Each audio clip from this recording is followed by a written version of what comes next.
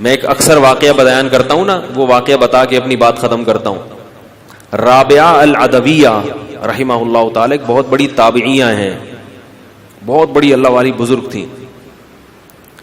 ان کا جب نکاح ہوا تو ان کے شوہر جب دلہن کے کمرے میں آئے, تو دلہن کا کمرہ اکثر کیا ہوتا ہے, سجا ہوا, اور دلہن بھی سجی بھی ہوتی ہے. بعد میں سجے نہ سجے, اس دن بیوٹی پارلر والے سجا کے, بعد میں ساری زندگی بیچارہ شوہر اس آس میں رہتا ہے کہ کب یہ اس دن کی طرح. بھائی ان کو مزاج سمجھا کریں, یہ خواتین کے نیگیٹو کمنٹ بہت آتے ہیں, یہ کیا ہے ہر وقت. بھائی اتنا سیریس نہ لیں.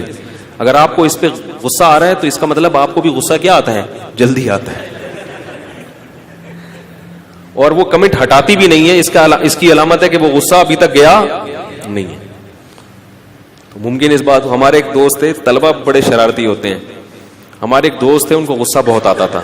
جب ہم طالب علم تھے نا, مدرسے میں پڑھتے تھے, تو طلبہ کی عادت ہوتی ہے جو چڑھتا ہے نا اس کو اور زیادہ چھیڑتے ہیں, تو مزہ آتا ہے پھر. تو طلبہ کیا کرتے تھے, اس طالب علم کو نہ چھیڑتے تھے تھوڑا سا, ایسے کوئی موٹا کہہ دیا یا ٹھکنا کہہ دیا, وہ ایک دم غصے میں. تو پھر اسے اور کیا کہتے تھے اعصابی کمزوری بھی ہے. یعنی ایک تو اس کو ٹھکنا کہہ کے اس کو جو غصہ آیا کہ مجھے ٹھکنا کیوں کہہ رہے ہو, جب اس کو غصہ آتا تو کیا کہتے تھے, اعصابی کمزوری ہے. اتنا غصہ, اس کو اور غصہ آتا تھا. تو میں اس سے کہتا تھا, میں کہتا سب طلبہ نہیں ایسے ہوتے, شرارتی جو باز ہوتے ہیں, تو میں اس سے کہتا تھا اللہ کے بندے تم غصہ نہ ہوا کرو, تو یہ تمہیں چھیڑنا چھوڑ دیں گے. پہلے تمہیں چھوٹو کہتے ہیں, پھر جب تمہیں غصہ آتا ہے تو کیا کہتے ہیں, اعصابی کمزوری ہے. اس سے اور زیادہ سامنے والا ایک تو مجھے تپا رہا ہے, غصہ دلا رہا ہے, اور پھر مزید بجائے معذرت کرنے کے اور غصہ دلا رہا ہے. تو وہ جو تھے نا, ان کی جب شادی ہوئی تو وہ آئے, دلہن کا کمرہ سجا ہوا ہے اور دلہن بھی سجی ہوئی, اور خوشبو سے میں باتیں یاد آتی ہیں. تو یہ جو خوشبو آج کل الکوہل والی, اسپرے والی خوشبوئیں آ رہی ہیں, یہ انسان کا دماغ کیا کرتی ہیں, خراب کرتی ہیں. ان میں خوشبو تو ہے مگر دماغی سکون نہیں ملتا. نیچرل خوشبوئیں استعمال کیا کریں, جیسے عرب لوگ استعمال کرتے ہیں. عرب کی خوشبوؤں میں دماغ معطر ہو جاتا ہے, دماغ کو سکون ملتا ہے, اعصاب کو قوت ملتی ہے.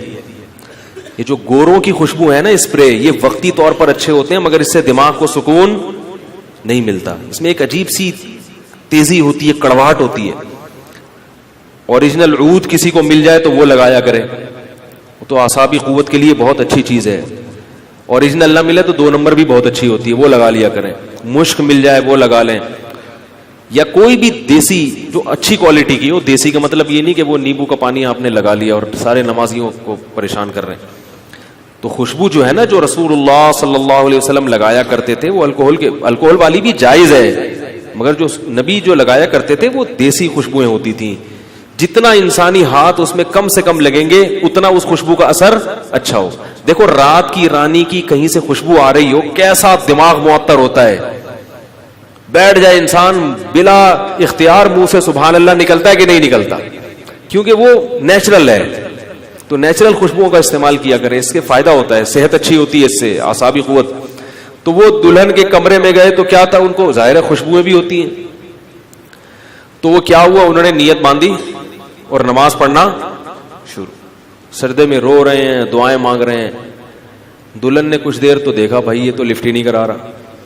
آج کی دلہن ہوتی پتلی گلی سے نکل جاتی, کس ملا کے پلے باندھ دیے ابا نے لا کے, کس مولوی سے ابا نے شادی کرا دی. تو وہ دلہن نے کہا چلو جی ہم بھی کھڑے ہو جاتے ہیں, نماز پڑھتے ہیں. جب میاں صاحب لفٹ ہی نہیں کرا رہے تو ہم بھی کیا کرتے ہیں, نماز پڑھتے ہیں. تو ساری رات وہ بھی, دلہن بھی نماز پڑھتی رہی شوہر کے ساتھ. صبح جب دلہن کے بھائی ملنے کے لیے آئے اپنی بہن سے اور اپنے بہنوئی سے کہ حال حوال پوچھیں, تو بہن سے پوچھا کہ بھائی کیسا پایا بہنوئی کو, کیسے ہیں. تو انہوں نے بتایا کہ ساری رات یہ نماز میں, بولو بھائی, کوئی بات چیت کا موقع ملا ہی نہیں. کوئی خیر خیریت, قوم ذات, ٹھیک ہے. پہلے تو شادی ہوتی تھی تو ابا اماں پکڑ کے کر دیتے تھے نا, بعد میں پوچھتے تھے بھی کون ہے, ٹھیک. تو اب تو سب پتا ہوتا ہے. تو خیر اس موضوع کی طرف نہیں جاتا میں.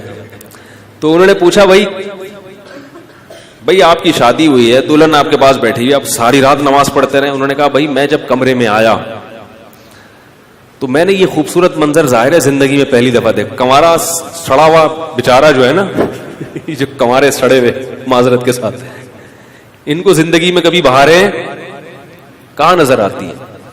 تو جب شادی ہوتی ہے انسان کی, پھر وہ زندگی کی بہاریں کی ابتدا 4-5 دن کے لیے ہوتی ہے.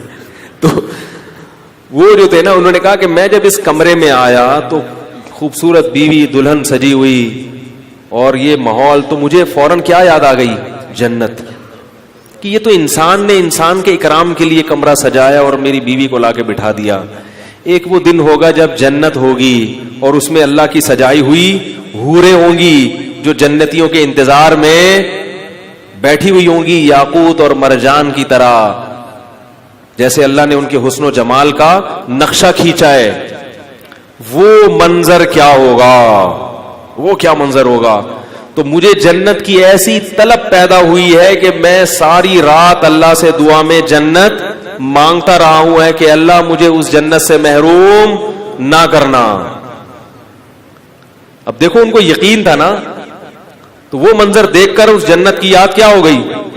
ہمارے ہاں ایک تصور ممکن ہے, ہمارے ہاں اگر جب پہلی رات ہوتی ہے نا تو فجر کی نماز, وہ کہتے ہیں جنت منت فی الحال ایک طرف رکھو, کوئی بات نہیں, اگر جہنم میں بھی چلے گئے کوئی اتنا بڑا مسئلہ نہیں ہے, ابھی بیگم سے باتیں کرو بیٹھ کے, ابھی ان کے پاس ٹائم گزارو, دنیا چھوڑ دے گا مگر کمرہ نہیں چھوڑتا. کوئی دوست ملنے کے لیے آ جا بھائی, چند دن یہ کیفیت ہوتی ہے, اس کے بعد پھڈے بازی شروع, پھر کمرے میں آتا ہی نہیں ہے. پھر عورتیں ساری زندگی بیچاری ترستی رہتی ہیں کہ میاں ہمیں ٹائم دیتا ہی نہیں. تو بھائی آپ اسی طرح دلہن بن کے بیٹھ جاؤ, ٹائم دے گا. دیکھو کمرہ سجاؤ, اسپرے کرو, پھول وول لٹکاؤ, صحیح ہے نا, اور اسی طرح سج کے بیٹھ جاؤ, آئے گا پھر انشاءاللہ. تو انہوں نے کیا کہا کہ مجھے جنت کی یاد آئی اور میں اس میں مشغول ہو گیا. کیسے اسلاف تھے, بات بات پہ کیسے وہ جنت کے لیے, اور اسی طرح کوئی آگ دیکھتے تو وہ جہنم کا خوف ان کے دلوں پہ طاری ہو جاتا. تو اس لیے میرے بھائی اس بحث میں مت پڑو. اس کا میں انشاءاللہ جواب دوں گا کہ اللہ غفور رحیم ہے, اس کے باوجود اس نے جہنم کی آگ کیوں رکھی, اگلے بیان میں بتاؤں گا میں انشاءاللہ.